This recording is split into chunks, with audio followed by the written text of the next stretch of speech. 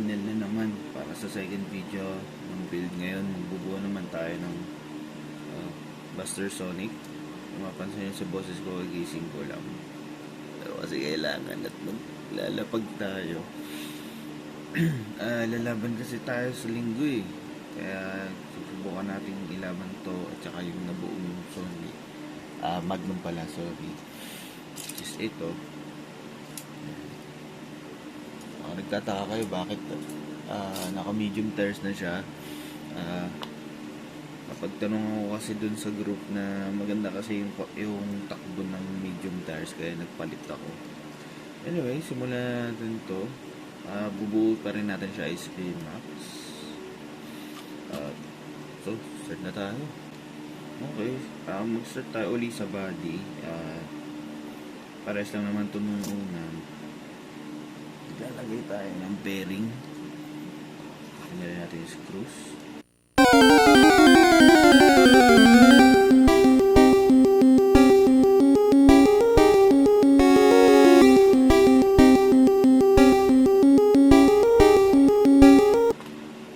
Nakalagay na agad yung motor neto. Gagamitin natin mamaya ay ito, power dash. Yung sa sprint dash, ito power dash. So, susubukan natin parehas kung maganda yung performance na ito. Hindi ko alam kung technical kasi magiging course nun eh. Hindi ko muna sisilip mamaya pa lang. So, yun. As usual, ito, nakita nyo naman kung anong ilalagay natin dito. Parehas lang naman ang magiging setup to nung sa Magnum. Ilalagay natin ay yung AO 620. Galing ni camera, nagpo-focus na. Nalagay natin siya. This time, hindi natin yung ginawa dun sa Magnum, pero this time, as you can see, meron siyang gap. Hindi ko alam kung makikita dyan. Ayan, may gap siya dito, para hindi siya umalog-alog, kasi depende sa ano yan, nakita ko dun sa Magnum, maalog-alog siya, gaganon-ganon siya. Nalagyan natin siya ng bearing spacer. Moral lang naman yun, di ko rin naipakita dun sa video.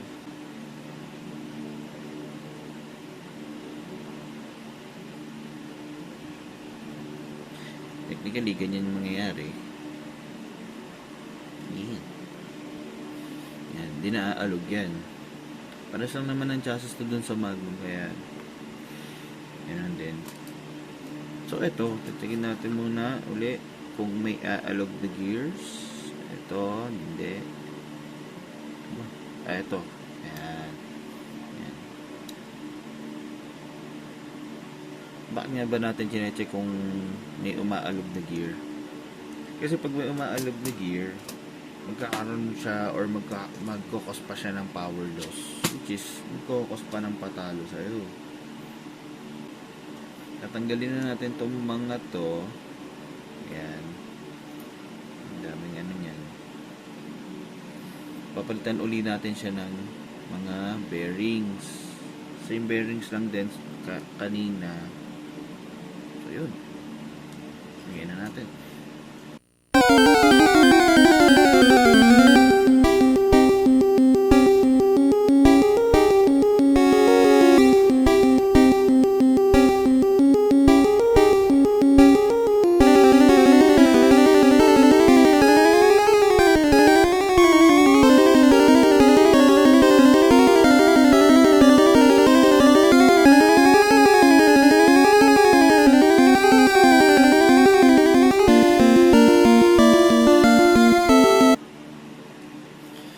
Nilagyan na natin tulad nung last time.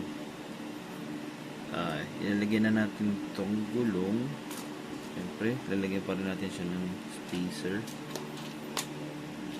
Ang kung gawin. So guys, ending hindi rin natin ilalagay. Ang hirap. Wala akong washer na makakasya dito. Pero guys, huwag niyong kalimutan maglagay ng ano, tsaka make sure na hindi umaalog yan, kasi sayang. sa kabit na natin.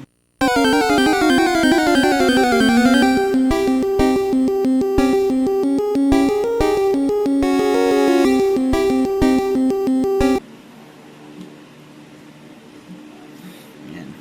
So, usual, tatanggalin natin. So, checkin natin yung ikot. Ayan, oh. Maalog siya. Nga pala, isa pa. Hindi ko lang pinakita doon sa Magnum na video. Pero, make sure na yung shaft nyo ay diretso. Kasi nakikita nyo yung umaalog. Umaalog siya. Ayan. Umaalog. Ngayon, pangit kasi magiging takbo ng mini forma kung maalog siya. Pero sa ngayon, pagtsatsagaan muna natin, wala tayong diretsong shaft kasi.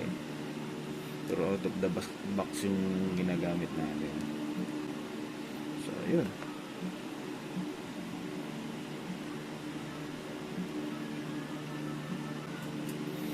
Okay. Ito pa pala. So, kung makaka-apekto siya sa ikot ng gulong, nakita nyo, hindi naman siya madulas tulad nito. So, wag na natin ilagay. Sikip, oh. Okay, cool. So, pa pala, sa mga maglalagay ng gulong dyan, kung nakikita nyo, hexagonal yung loob niya. Tama ba? Hexagon. Pentagon. Kahit alin. So, sa ganyan, kailangan align siya dun sa grid ba ang tawag dun, ng shaft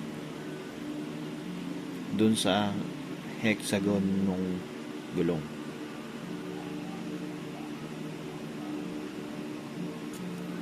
Yun. So, yun. Bilis na siya. Okay, cool.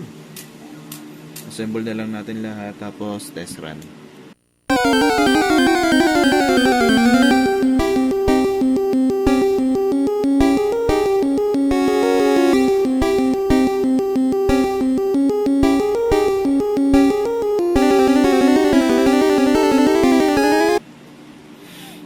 Moment of truth. Ay. What the hell? Ito, gin na talaga. Hey. Hatak. Ganda ng tunog.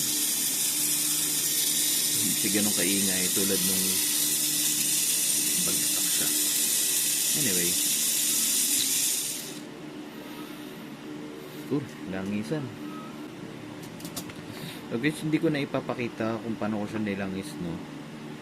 Pero by the power of editing, tatanggalin natin itong bumpers, tsaka yung mga rollers.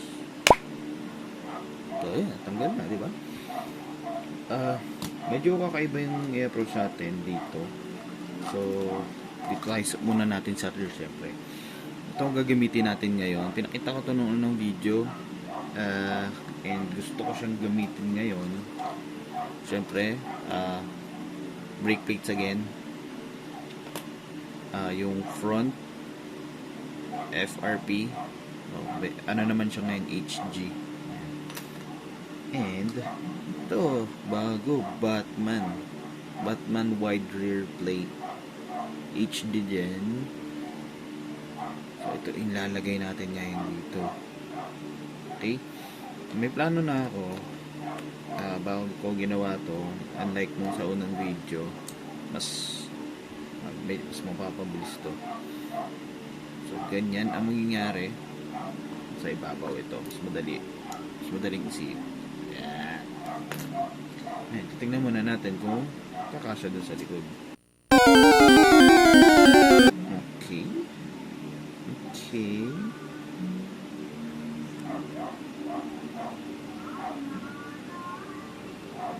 Kasya naman. No? Actually, ganda nga eh. Yan. Cool. So, magka-countersink na tayo ngayon. the time lapse.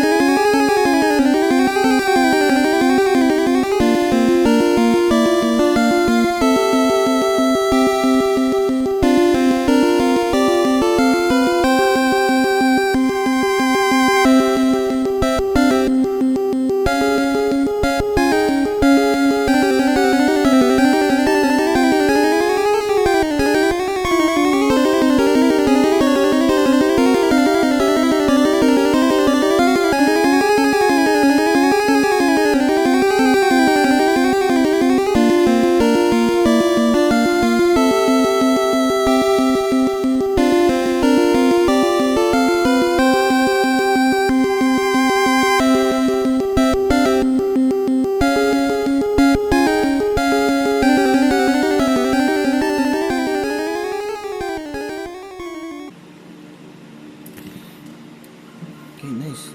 Galing ng AS to no? Mayroon na siyang matagos pala siya dito. Naka-align siya doon. Anyway. So, ayan. Nilalagay na lang natin itong Batman sa ibabaw. Yan. Mas madali na itong pagplanuhan kaysa yun sa nauna. Mahihirapan lang tayo maglagay ng lock. So, mag-assemble tayo ngayon ng rollers. Bearing rollers. Ang gagamitin natin ngayon na ito, lightened na 13mm. Pero napapaisip kayo bakit hindi ako gumagamit ng 19mm. Actually, yun na yung mga gamit ko sa mga previous build ko. Bigyan tayo na example. Ito example natin si Pating. Tapos yung NC naka 13 lightened, 19 pala, sorry. 19mm lightened siya. Naka ano pa din siya, ang tawag dito basta anti-sabit yan. Yan. So, yan. Maglalagay na tayo ngayon. So, gagamitin natin yung mga EOF 520. So, 4 sila. Kaya 4 din ang ilalabas ko. Same process pa rin yan kaysa doon sa naunang video. Ito. Yan. So, lagay ulit doon. Press lang yan. I-align nyo hanggang sa pumatong yung bearing. Tapos saka siya hipitan. Palagay na. Ano na lang. 3 pa. Time lapse.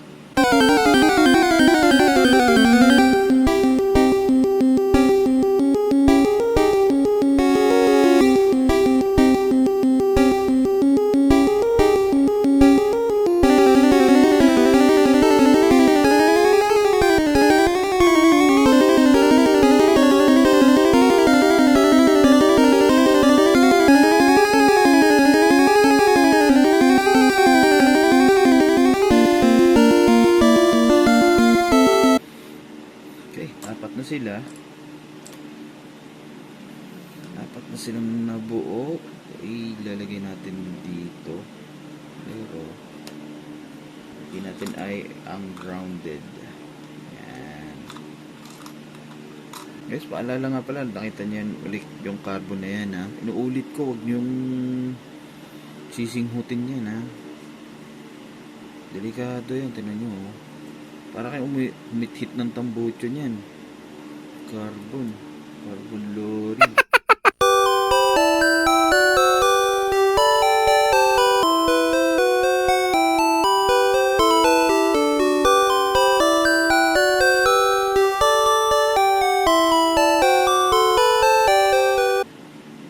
So magiging setup niya ganyan kababa siguro, halos kasing level na. Tama ba, kita nyo ba? Yan, kasi level na nung underguard. Ganyan, tsaka baba. Okay. Okay, cool. Nga pala, gumagamit ulit tayo ng plastic spacer. Hindi ko to napakita dun sa first video. So, magbibigay ako ng picture uli niyan maya. Okay, cool. Secure na natin to. Tsaka yung ibang mga rollers. Time-lapse ulit.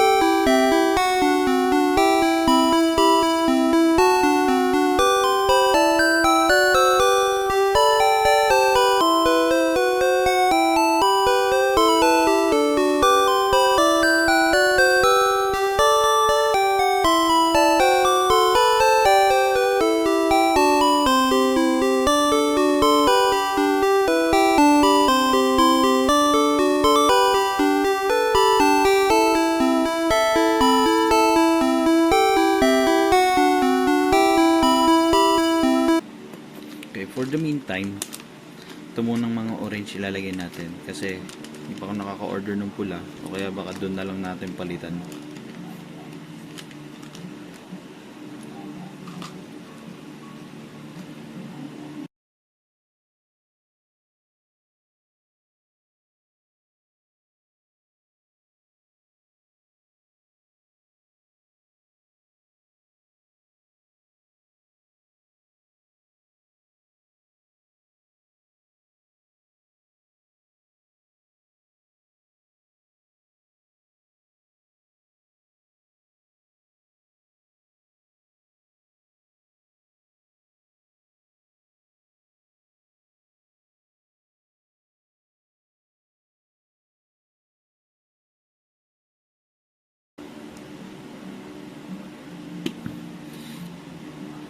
So, ayan ang magiging itsura niya. Actually, ang itsura na niya.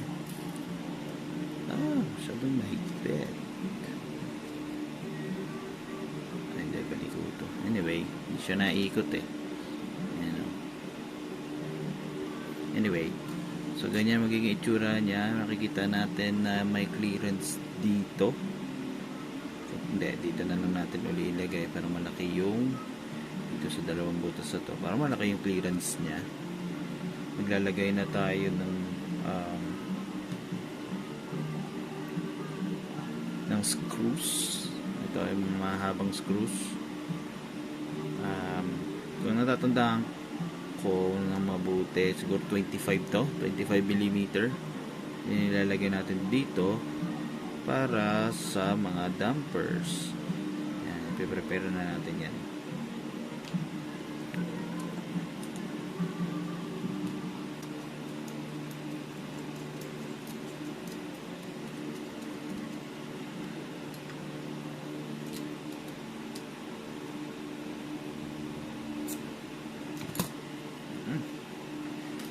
So, testingin natin itong mga dampers. Ito malamang pamilyar na kayo dito. Ito rin yung ginamit ko dun sa Magnum. Sa harap at sa likod. Ganun din gagawin natin. Bali yung gitna lang. Yung side damper lang ang mababago. Which is gamitin natin ito heavy mass damper. Siyempre may picture pa rin yan. Hindi pwede mawala. Testingin lang natin kung pasok to kasi parang sabit. Kung sabit, mag-a-adjust tayo. And hindi naman. Galing. Yan, ito. Ayan. Nakita nyo, sabit-sabit pa yan. Ganun talaga sa umpisa, masikip. Anyway, nalagyan natin siya ng sarado na natin yan. Total na ilagay na eh.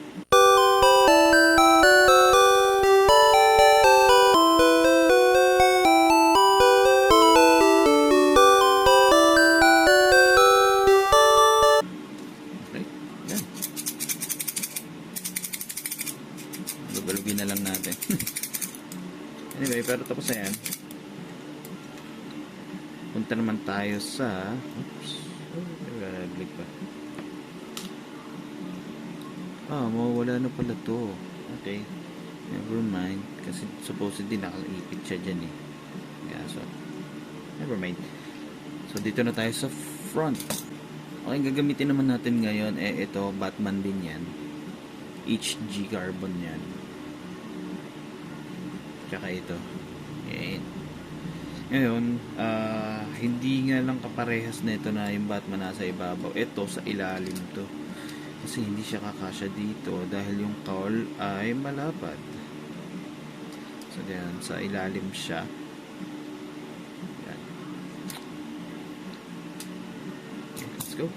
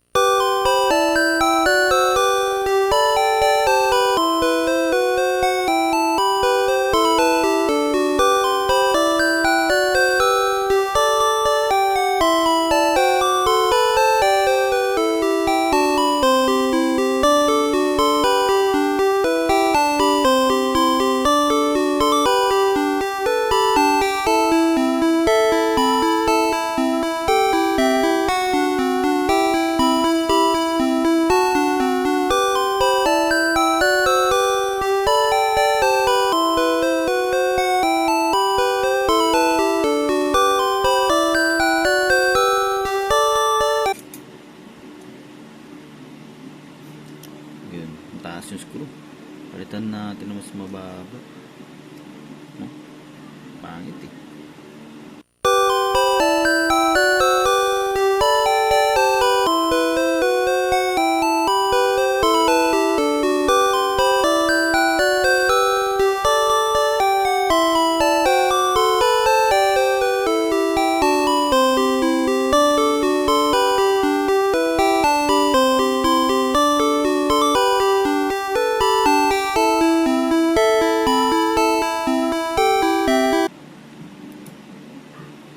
Yun, diba? Tago na siya. Sakto pa. Anyway, lagyan na natin to.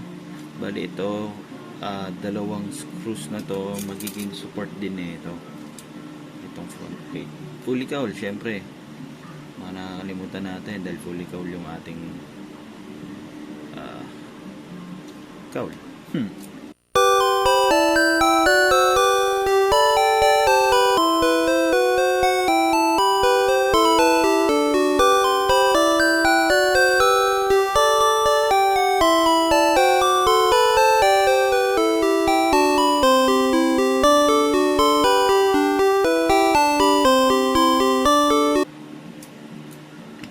Nice. So, ayan na.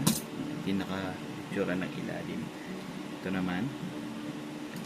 Ito kaya natin ito. 13mm. Yan. Ano kasi laki. Nice.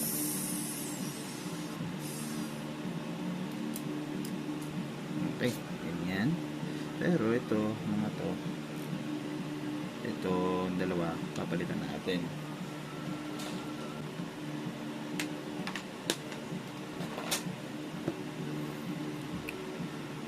Yan, round head. Bakit round head? Okay na nga yung flat head eh. Kasi, pagka hindi nakalubog yan, bubutas siya ng kusa. O lumulubog siya ng kusa, which is humihina itong carbon. Yung iba, prefer yan. Kaso ako kasi. Tapos, pagka countersink naman natin yan, pagka countersink naman natin yan, ninipis yan. So, may possibility na, halimbawa, nabangga siya. Or naembang. Ninipis to, huhukay, umaalog na to. Ayoko naman ng ganun. Diba? Na especially ito pang damper. Okay? So, for the meantime, ito muna. Dahil ito kasi, kaya gagamitin natin siya as rollers. Kasi madali siyang i-down thrust. Or, sige, okay na.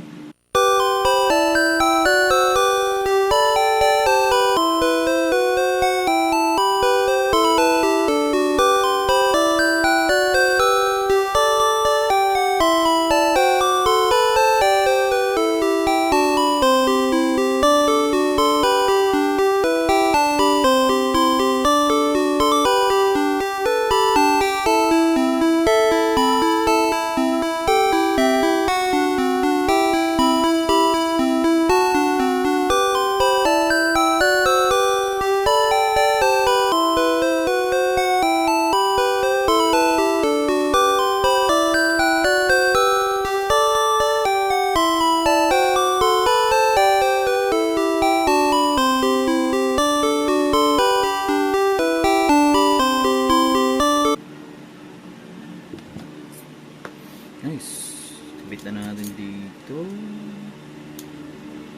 Dito. Ayan. Maganda eh.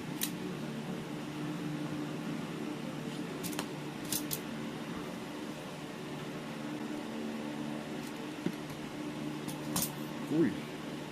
Yan. Ay kabit na natin parehas. Ilalagay naman natin yung mga rollers. Gamitin natin ngayon. Mas malaki. 12-13 na aluminum rollers, which is syempre dalawa. Yan. But mas malaki na ngayon yung ginamit natin kasi kailangan na i-compare natin yung 8 to 9 na rollers dun sa Magnum dito. Titignan natin kung ano mas maganda tsaka mas stable. Okay. Ganun pa rin ano niya, setup niya. So 520. Oops, kailangan pala natin ng spacer. Guys, ilalagay niyo to sa lahat na may bearing Hindi pwedeng mawala yan. Kasi hindi, ang pangit ng ikot, pigil na pigil kapag kasi wala ganyan. Okay naman maglagay kayo ng tawag dito, maglagay kayo na walang ganyan, kaya lang mapapansin niya na pigil siya, hindi tulad ng mga naka spacer, sobrang smooth kahit dun sa gulong. Okay, so ganyan. Ganun na rin gawin natin sa kabila, tapos lagyan natin ng spacer tsaka ng ganito. Okay.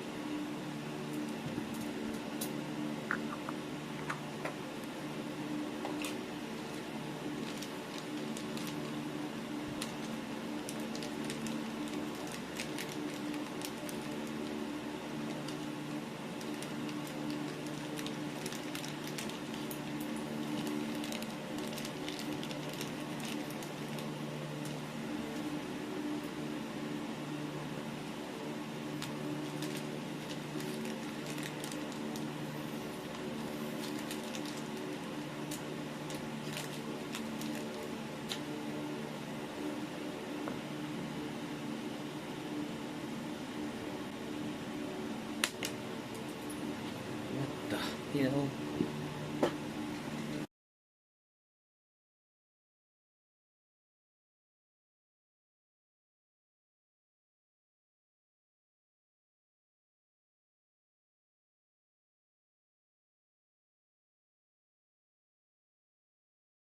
grabe yung lipad nun. Recorded in 2K. Yan. So, ito. Ganun pa rin ball caps. Dito. Hindi na tayo magagamit nung aluminum lock nut ba yun? Yan. Nice. Kasi mahal yun eh. Ito mura lang eh. Siyempre, same as sa likod. Lagay na natin yung damper. Ano nyo na pa rin. Same pa rin yan. Okay, cool. So, ayan. Gagawin na natin tong side. Pero parehas lang naman yan. So, gugulat na lang kayo siguro. No? Or, basta? Yun. Cut. No, diba? So, ganyan na siya. Natin ito. Ganda. Talon. Kaya natin si cowl.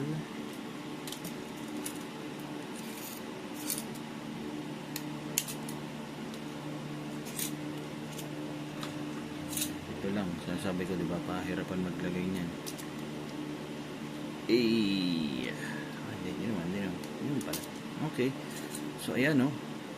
So, that's basically it. The Buster Sonic build. So, wala naman tayo masyadong iniba dito except dito sa tsaka sa rollers. And, ayan, umiikot na siya. Na-adjust ko na parehas. Ayan, na umiikot. Drop test. Ay, sorry. Drop test. Diba? Hindi siya tumatag masyado. Okay. So, susubukan na lang natin to sa track. Ay, sa track, sa race track. Gagawa ko ng bukod na video para dun sa laban ng dalawa. Yan, so basically yan dalawa ang magtatapat. Yung dalawa ang magtatapat mamaya. So, titignan natin kung ano mas maganda. At saka ito nga pa may brakes na to. So, susubukan natin ito kung paano natin lalagyan ng brakes yan mamaya. Okay? So, yun. Maraming salamat sa panonood. At kung nagustuhan nyo yung video, bahala kayo. Gusto nyo i-like. Wala akong hindi naman mahalaga sa akin yan. Gusto ko lang matutong magsalita sa mga ganitong uri ng videos or contents. So, ma-improve na rin yung sarili ko. Anyway, so maraming salamat sa panonood ulit at subscribe kayo, bahala kayo. Hindi ko walang pilitan, no? So, thank you. Bye-bye.